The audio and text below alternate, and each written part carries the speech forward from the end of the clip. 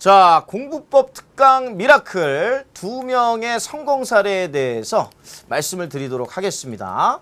자, 첫 번째 학생입니다. A군이라고 선생님이 칭하도록 하겠습니다. 자, 이 친구 같은 경우는 3월 모의고사에서 성적이 한 5등급 정도로 나왔던 성적이 굉장히 좀 저조해서 학생들 입장에서는 굉장히 불안해했던 성적이었는데 6월 평가원 때까지 열심히 공부를 했어요. 그런데도 불구하고 성적이 나오지 않아서 저한테 굉장히 고민 상담을 많이 했던 친구로 기억이 되고 있습니다. 9월 평가원에 가서 성적이 조금 상승을 했습니다. 그래서 2등급 정도의 성적을 얻었던 걸로 기억하고 있는데 전체적인 영역에서 얻은 성적도 1, 2등급 정도.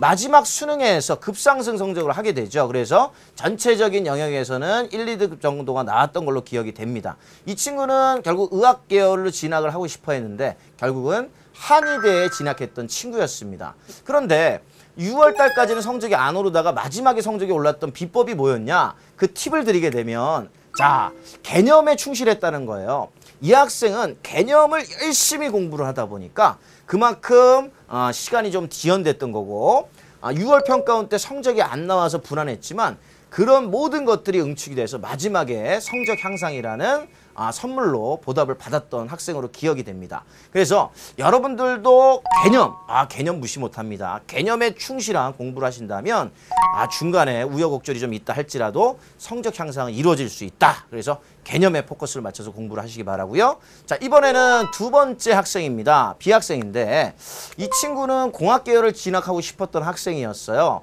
3월달, 6월달, 9월달까지 성적이 많이 오르지 않아서 굉장히 불안해했던 이 친구가 공부를 시작했던 시점은 2학년 겨울방학 때부터 공부를 시작을 했었습니다. 그런데 성적은 정작 언제 올랐냐? 한 10개월 정도 공부를 한 10월 학력평가에서 성적이 올랐습니다. 그때 오른 성적은 제가 정확하게 기억을 하는데요. S고등학교, 강남의 S고등학교에서 전교 2등까지 올라갔습니다. 말도 안 되는 성적이었어요. 응축되어 있던 이 친구의 내실이 있었던 실력들이 결국은 9월 넘어서 10월에 폭발을 했던 거죠. 마지막에 자신감이 어느 정도였냐면 수능에서 전교 1등도 할 수 있지 않을까. 내신에서 그 학교에서 전교 1등을 할 수 있지 않을까라는 생각을 했었는데 정작 수능에서는 성적이 조금 떨어졌어요. 그래서 결국 화공으로 진행하긴 하긴 했습니다. 그래서 S대 화공과를 진행을 했는데 이 친구의 공부 비법을 살펴보니까 저한테 얘기를 하더라고요. 너 어떻게 해서 이렇게 성적이 급상승할 수 있었니? 마지막에 급상승하긴 했지만 한 문제를 놓고서 나중에는 여러 각도에서 생각을 했대요. 유사한 문제들도 여러 각도에서 생각을 해봄으로써 생각하는 논리성, 생각하는 힘을 굉장히 길렀다라고 저한테 전달을 해서 여러분들한테 팁을 드립니다. 자, 두 학생의 예를 봤지만 이 예를 통해서 여러분들 그렇죠. 개념에 충실한 강의를 한다는 것은 공부를 한다는 것은 굉장히 중요하고요.